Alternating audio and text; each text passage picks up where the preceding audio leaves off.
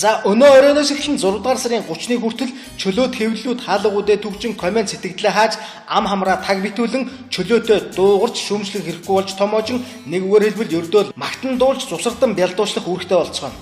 Хууль нь тийм юм. Хуулиараа тэгж зохицуулсан юм. Яагаад ийм болчихоо гэж юу? Хэрвээ эрхэм нэр дэвшигчийн талаар аль нэг хэвлэл мэдээллийн хэрэгсэл, вебсайт ямар нэгэн таагүй мэдээллийг нийтлээ гэж бодъё. Таагүй мэдээ гэдэгт нь гүтгэх, доромжлох гэсэн функцүүд хамраад байгаа юм. За тэгээд тэрхүү мэдээ нь ямар нэг хэлбэрээр эрхэм нэр дэвшигчид таалагдахгүй бол эмзэг дэлбээ болгон хуульчлагдсан нэр дэвшигч маань намайг доромжилсан байна. Би хомдож байна гэсэн өргөдөл бичээд гүйцээ.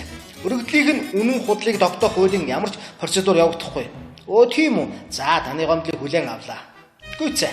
Сонгуул дуустал бүр цаашлаа 6 сарын хугацаагаар тэрмүү сайтыг нам хаана.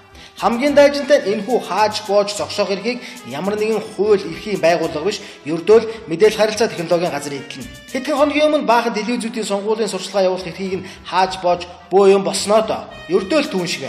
Ном ёсороо бол альва хүн гомдол гаргахад хэрэг үүсгэн мөрдөн байцааж прокурор хянаж, ял төлөвлөж, шүүхэд дуудагдаж, шүүн таслах ажиллагаа явагдаж баймаж нь гэм буруутай эсэх гүтгсэн гүтгээгүй доромжилсон доромжлоогүйг нь тогтоодгоо доо. Энд бол тийм юм огт явагдахгүй. Эрх баригчид ийхүү хулжилсан юм.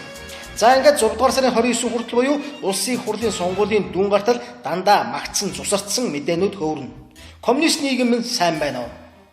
Жич нэр дэвшигчдийн өөрсдийн хувийн вебсайтаас бол харин хэн бугайг нь яаж доромжилж гүтгэж болно гэж байгаа юм шүү.